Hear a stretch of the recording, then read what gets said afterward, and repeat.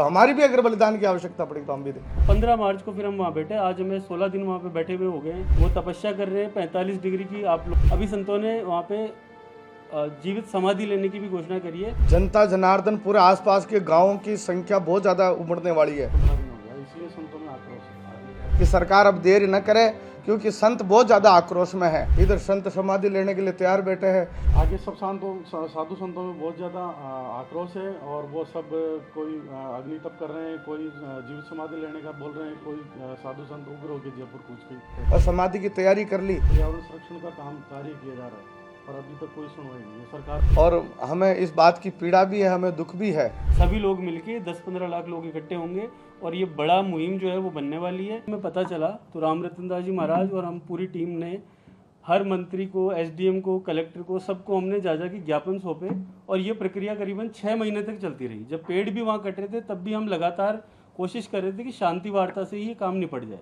जब वहाँ पे पेड़ बुरी तरह ही कटने लग गए तो हमने वहाँ पे 5 मार्च को पहली बार हम इकट्ठा हुए, 5 मार्च 2026 को, और वहाँ पे हमने आह्वान किया कि 15 तारीख तक आप इसकी कटाई पूरी तरह बंद कर दीजिए, नहीं तो हमें ना चाहते हुए भी शांतिपूर्ण धरना जो है वो लगातार चलाना पड़ेगा। तो 15 मार्च को फिर हम वहाँ बैठे। आज हमें 16 दिन वहाँ पे बैठे हुए हो गए हैं। लगातार जो संत हैं वो तपस्या कर रहे हैं 45 डिग्री की। आप लोग वीडियो भी देख रहे हैं, 45 डिग्री जो है तापमान वहाँ पे है। संतों की कई जो शारीरिक समस्याएं भी है वो भी चल रही हैं, लेकिन उसके बाद अभी लगातार हम धरना कर रहे हैं। 2 मई को अभी संतों ने वहाँ पे जीवित समाधि लेने की भी घोषणा करी है, जो कि हम कोशिश कर रहे हैं संतों को मनाने की। कोई ना कोई रास्ता निकलेगा, आप थोड़ा सा धैर्य रखें। मेरा कहना है कि राज्यवर्धन सिंह जी का डिपार्टमेंट है, क्या इनसे मिले थे आप? देखिए, बहुत बार प्रयास किया मिलने का, उन्होंने समय नहीं दिया और कुछ जो भक्त लोग हैं आश्रम से जुड़े हैं उन तक उन बात भी पहुंचाई है पर अभी तक कोई सुनवाई नहीं है। बीजेपी की सरकार है और संतों के साथ ऐसा हो रहा है। बिल्कुल ऐसा ही चल रहा है। जैसे डिप्टी सीएम साहब वहाँ जाके कई बार घोषणा करके आए कि ये पर्यटक स्थल है, इसको इस तरीके से विकास किया जाएगा।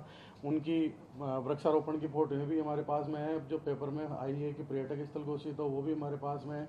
2025 ही नहीं 2015-16 से वहाँ पर्यावरण संरक्षण का काम कार्य किया जा रहा है पर अभी तक कोई सुनवाई नहीं है। सरकार वहाँ जा भी रही है पर अभी तक सुनवाई नहीं। तो आपका कहना है कि ना राज्यवर्धन सिंह राठौड़ ने सुनवाई करी, ना डिप्टी सीएम ने कोई सुनवाई करी? जी, अभी डिप्टी सीएम साहब वहाँ पहुंचे थे, उन्होंने केवल आश्वासन दिया था कि 2-3 दिन में हम आपको जवाब देते हैं। आज 15 दिन हो गया, इसलिए संतों में आक्रोश है। आगे क्या रहेगा?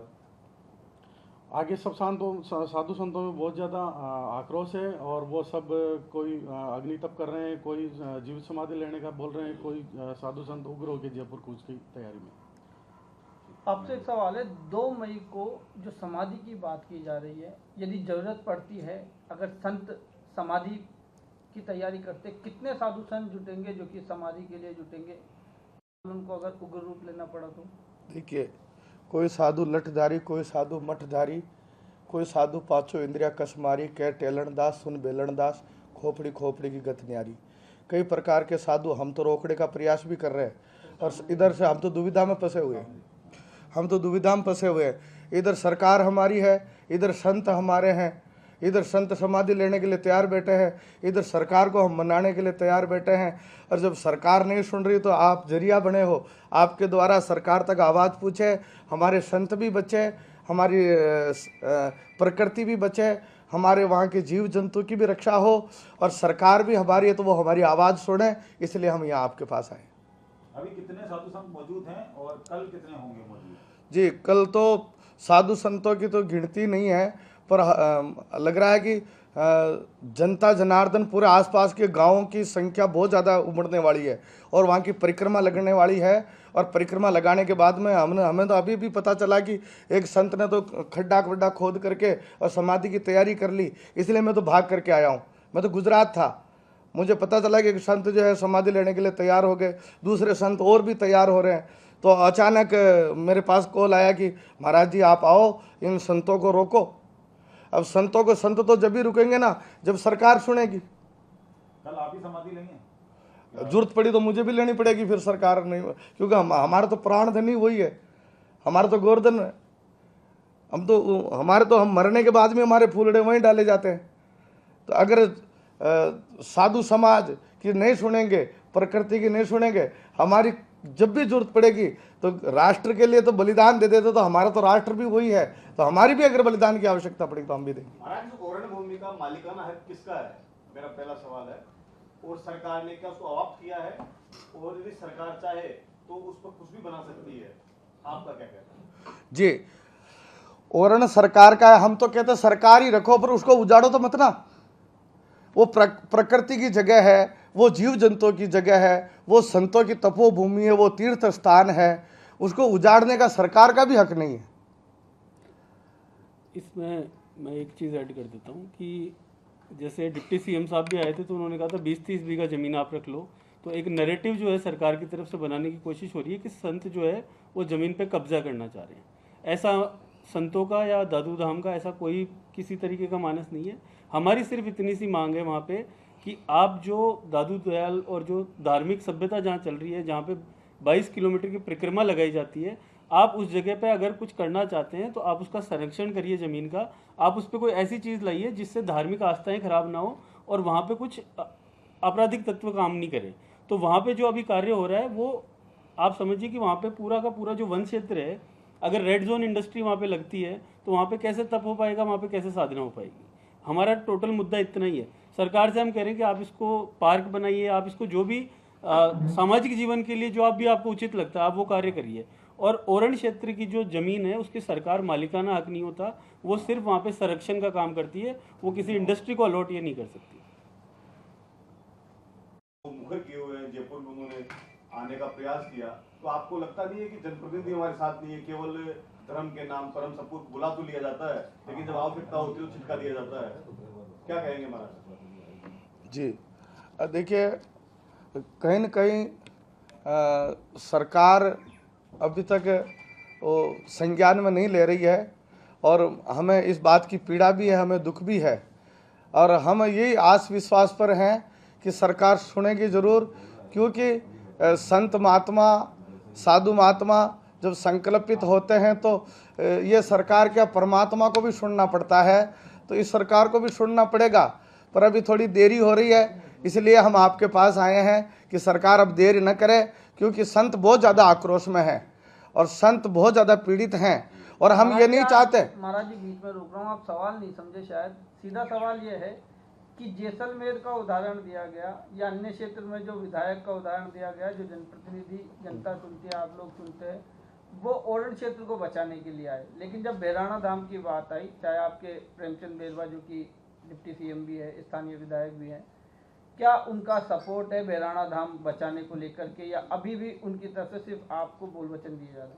अभी तो बोल वचन दिए जा रहे हैं, सिर्फ आश्वासन दिया जा रहा है, लेकिन अभी तक उनका अभी रुख बराबर लगा नहीं कि वो भैराणा धाम को बचाना चाहते हैं। इसमें मैं ऐड कर दूँ आपको, जो डिप्टी सीएम साहब ने जब आए थे तो उन्होंने कहा था कि हम इसमें देखते हैं मैटर में। अगले ही दिन जाके वो इसी रिको का और सरस डेयरी का अनावरण कर रहे थे। उसका जो है सरस डेयरी को ये कह रहे थे कि हमने आपको ज़मीन अलॉट कर दी, तो आप मतलब हमें आश्वासन देके जा रहे हैं कि यहाँ रिको नहीं आएगा, और अगले ही दिन सरस डेयरी के साथ में फ़ोटो खिंचा रहे हैं कि यहाँ पे विकास का कार्य होगा और रिको आएगा। तो ये दोगलापन जो है वो देखने को मिल रहा है। कोई आश्वासन या ऐसी कोई भी प्रतिक्रिया हमें सामने दिख नहीं रही।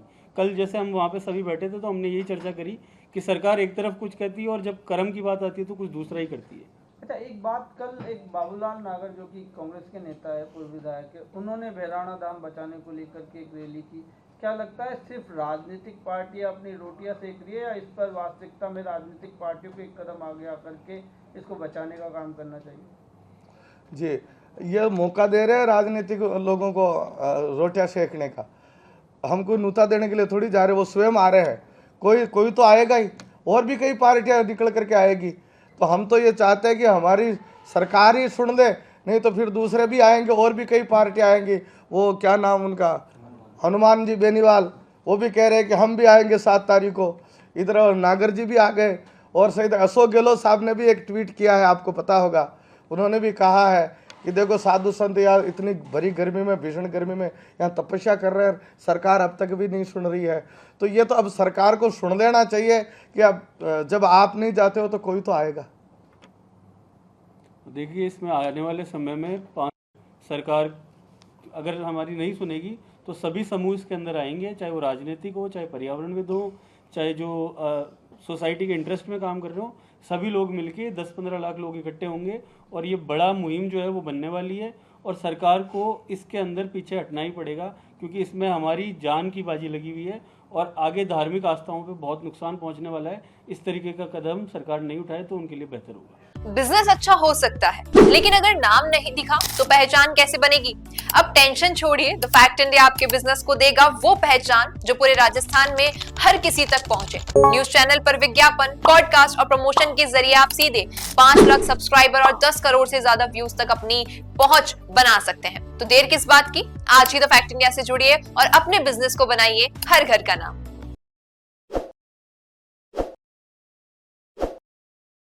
ताज़ा खबरों के लिए विजिट करें द फैक्ट इंडिया की वेबसाइट और डाउनलोड करें द फैक्ट इंडिया ऐप।